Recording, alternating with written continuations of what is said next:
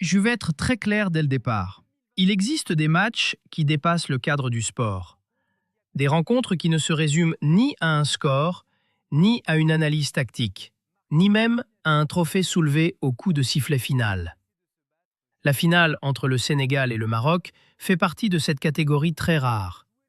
Ce qui s'est joué ce soir-là n'est pas seulement une Coupe d'Afrique des Nations, c'est un moment de bascule. Un match impossible à raconter de manière classique. Impossible de le réduire à des schémas, à des blocs, à des statistiques avancées. Ce soir-là, le football s'est exprimé dans sa forme la plus brute, la plus instable, la plus émotionnelle. Le Sénégal est champion d'Afrique.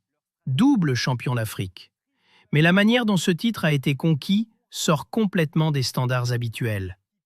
Pas une finale maîtrisée, pas un scénario linéaire, mais un enchaînement de séquences presque irréelles où la notion même du temps finit par disparaître. À partir de la prolongation, les minutes se confondent. 112e, 113e, 117e. Le match semble suspendu. Puis arrive ce pénalty. Cette panenka tentée par Brahim Diaz. À cet instant précis, le stade entier retient son souffle. Un pays entier retient son souffle. Et lorsque le ballon n'entre pas, lorsque le pénalty est arrêté, la rencontre quitte définitivement le champ du rationnel. Mais pour comprendre comment on en est arrivé là, il faut revenir en arrière. Car avant ce moment, il y a eu un autre épisode, plus lourd encore. Un but refusé.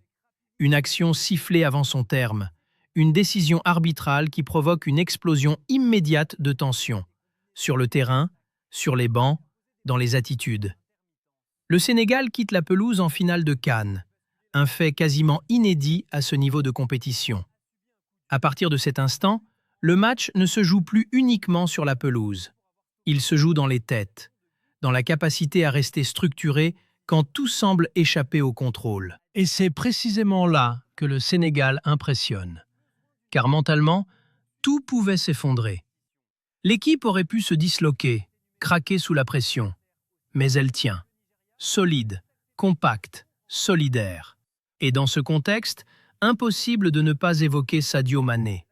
Ce soir-là, il dépasse le simple statut de grand joueur africain. 2 Coupes d'Afrique, les 2 premières de l'histoire de son pays. Une génération qui s'inscrit durablement dans le temps. Autour de lui, des figures émergent. Des joueurs qui écrivent l'histoire là où personne ne les attendait. C'est ainsi que naissent les trajectoires majeures. Mais ce récit comporte aussi un versant douloureux, celui du Maroc. Jouer une finale à domicile, être à un pénalty d'un titre continental attendu depuis des décennies, et voir tout s'effondrer sur un scénario aussi chaotique. C'est une blessure sportive profonde, invisible, mais durable. Il faut avoir une pensée pour les supporters marocains, ceux qui vivent ce genre de soirée dans le silence. Car le football, lorsqu'il frappe, ne fait pas de distinction. Ce match laissera des traces, sportives, émotionnelles, symboliques. Il y aura des débats, des polémiques, des interprétations divergentes. Mais l'essentiel est ailleurs. Nous avons assisté à un match qui ne s'oubliera pas. Dans la suite de cette analyse, il faut comprendre pourquoi cette finale a basculé dans l'irrationnel. Pourquoi elle a dépassé le cadre du football. Et comment le Sénégal a réussi à écrire la page la plus extrême de son histoire malgré le chaos. Car rien de tout cela n'est totalement dû au hasard. Avant le coup d'envoi, le contexte semblait presque logique. Le Sénégal et le Maroc apparaissaient comme les 2 équipes les plus solides du continent. Pas nécessairement les plus spectaculaires à chaque sortie, mais les plus complètes, les plus mûres.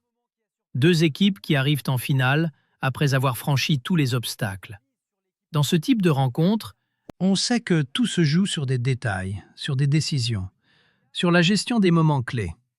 Dès l'entame, un premier signal apparaît. Le Sénégal entre très fort, des occasions nettes, des situations qui auraient dû être converties. Et dans une finale, ce genre de manque peut coûter cher. Le Maroc, de son côté, entre plus progressivement dans son match. Pas dépassé, mais contenu. Moins fluide que d'habitude. Puis l'équilibre s'installe. Le Maroc ajuste, trouve davantage de solutions offensives, notamment en seconde période. Le match devient une balance instable. Chaque action peut faire basculer l'ensemble. Et c'est là qu'intervient le premier tournant majeur. Le but sénégalais refusé. Le problème n'est pas seulement l'interprétation, c'est le timing. Un coup de sifflet trop précoce empêche toute relecture possible. À partir de ce moment, quelque chose se brise. Le sentiment, côté sénégalais, est clair. On leur a retiré une opportunité décisive. Le match devient nerveux, haché.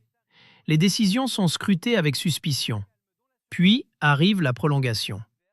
À ce stade, on sort du football classique. Les occasions manquées s'accumulent. Les gestes deviennent imprécis. La tension est extrême. Un duel symbolise parfaitement la soirée. Brahim face à Malik. Contact, déséquilibre, penalty. Décision immédiate, sans respiration. Le Sénégal quitte à nouveau le terrain, non pas par caprice, mais par saturation émotionnelle.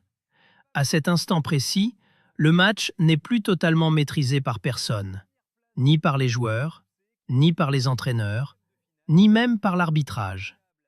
Et puis vient ce tir, cette panenka. Dans un moment où le football exige la sécurité absolue, le ballon n'entre pas. Et à partir de là, le scénario devient irréversible. Le Sénégal ne gagne pas seulement un match, il survit à une tempête. Dans ce chaos, un homme reste parfaitement stable. Edouard Mendy, calme, impassible. C'est souvent ainsi que naissent les figures marquantes. Pas dans la maîtrise totale, mais dans la gestion du désordre. Cette finale laissera des traces durables. Elle sera racontée, interprétée, déformée avec le temps. Certaines finales se rangent dans les archives, d'autres deviennent des cicatrices collectives. Celle-ci appartient clairement à la seconde catégorie. Elle divisera. Elle sera lue différemment selon les camps, et c'est précisément ce qui lui donne sa puissance. Côté sénégalais, cette victoire devient un symbole, pas seulement celui d'un trophée, mais celui d'une équipe qui a tenu lorsque tout semblait s'écrouler. Pour le Maroc, cette finale risque de devenir un traumatisme sportif, un scénario qui revient, un silence qui s'installe. Ce type de match peut briser une génération, ou en forger une. Enfin, il faut le dire, cette finale pourrait aussi abîmer l'image du football africain pour certains observateurs. Non pas à cause du niveau, mais à cause de ce qui a entouré la fin de rencontre. Ce serait une erreur de s'arrêter à cela, car un fait demeure. Le Sénégal a écrit la plus grande page de son histoire footballistique. 2 Coupes d'Afrique, 2 étoiles, une génération qui s'inscrit dans le temps long, et un leader qui cristallise cette réussite. Dans quelques années, on ne se souviendra peut-être plus de chaque détail, mais on se souviendra de cette soirée. Parce que le football n'est pas seulement fait pour être compris, il est fait pour être vécu. Et surtout, il doit rester du football, sans haine, sans débordement. C'est à cette condition que ce genre de nuit garde sa valeur. Merci d'avoir suivi cette analyse. Le Sénégal est champion d'Afrique, et cette finale restera.